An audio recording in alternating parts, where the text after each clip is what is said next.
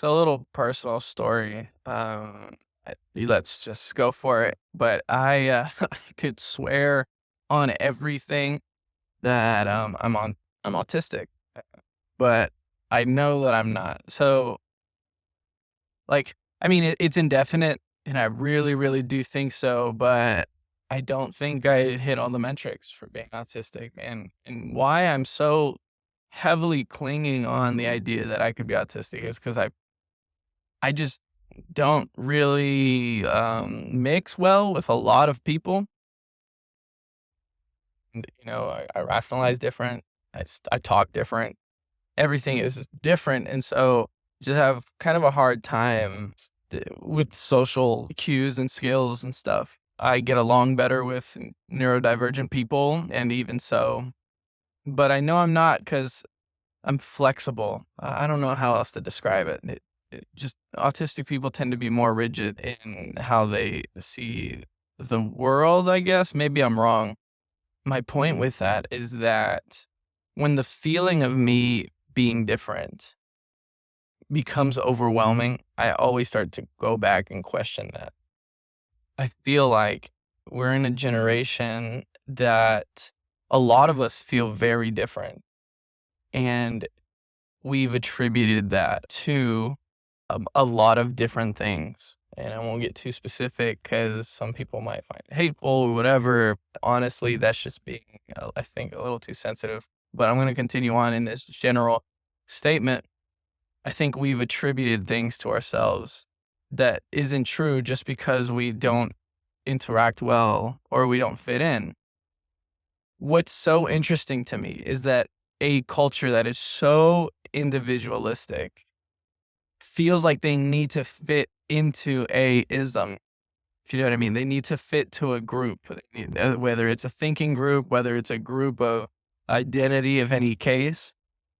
And we won't just allow ourselves to be Nelson, to be Jonathan, to be James, Harley, Stephanie, whatever the case is, whatever you are, whatever your name is, we don't allow ourselves just to be individuals. We have to fit into some group, which is ironic to me, again, because it is America that is the most individualistic country and this and that, yet we tend to want to fit into a group. We want to fit in.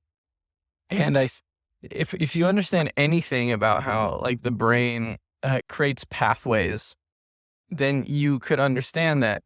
So the reason why I always go back to autism as a way to explain and cope with my difference and my maybe intellectual loneliness or whatever the case is, my feelings of loneliness, whatever the case is, it's because I've made that shortcut. I've made that shortcut about being autistic. I've put that in my head, so I'll always go back to that, and that's a shortcut that I have.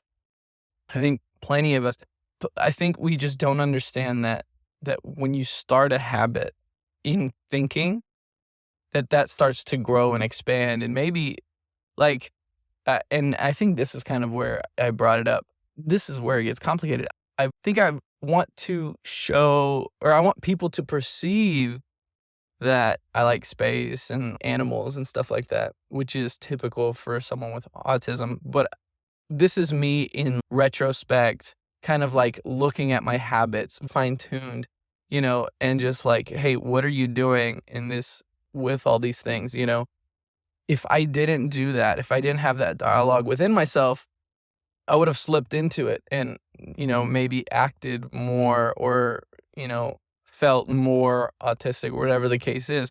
But I'm catching myself and it's like, hey, like, that doesn't define you. That's not who you are and this and that. Yeah, what I'm saying is it's just a sneaky process. It's just a very sneaky, subtle, underhanded process that happens in our own brains that when we attach an idea, when we attach ourselves to an identity, if we don't check ourselves, we will transform into the thing that we believe about us. And I think that's just a general statement for anything, right? We could, if someone attributes themselves to alcoholism, maybe they aren't actually an alcoholic, but then they start thinking, well, if I'm an alcoholic, what do alcoholics do? And then they start binge drinking, heavily, 3 or 4 times a week and this and that. Or not drinking heavily, I think just drinking 3 or 4 times a week on a weekly basis. Anyways, I'm not a DSM-5. But my point is that there is that tricky thing that happens with us. And it's really important that we don't allow ourselves to define us, right? Like, if you think, okay, when I didn't know any better, or when I was a kid, or 5 years ago, like, what has changed for the better, for worse? And is that because I believe something about me that may or may not be true? Again, I bring this up because of the identity crisis that we have in this country. I bring that up to say that I resonate with this and I understand it. And maybe with me thinking about it so much and so heavily, I've identified myself with certain groups that might be feeling the same way. I'm not going to prescribe a feeling onto someone else, but I think that it's very interesting that I think that's maybe what's going on. I think the fact that we don't socialize, like, I can attribute to myself why I feel like I don't fit in. And that's because I've been a loner for most of my life. I didn't have a lot of friends. I didn't pick up social cues and this and that because I didn't hang out with people. Because a part of socialization is mimicking other people's behaviors. And so someone from Boston based on how they act, how they talk, not just accent, but like the words they use. I'm stereotyping here, but the aggressiveness or whatever the case is, like, you know where they're from. You get that. They have an attitude. This attitude comes from where they're from. And I moved around a lot and I was never really grounded, so I don't have that. And I think that makes me not really fit in. And then I attribute, oh, well, maybe I'm autistic. And so there is an explanation for why I am this way. But the shortcut is, oh, I'm just this thing. I fit in this category. And I think that messes up a lot of our brains and a lot of our lives, to be honest, because we live with sufferings and traumas that if we didn't choose that for ourselves, then we wouldn't suffer through all of that. And I really want you to consider and really think about your life in that way. Maybe there's an alternative, more nuanced reason for the way that you are. You don't have to chalk it up to anything regarding your mental state, regarding your identity in any case. But I don't know. Use the chat.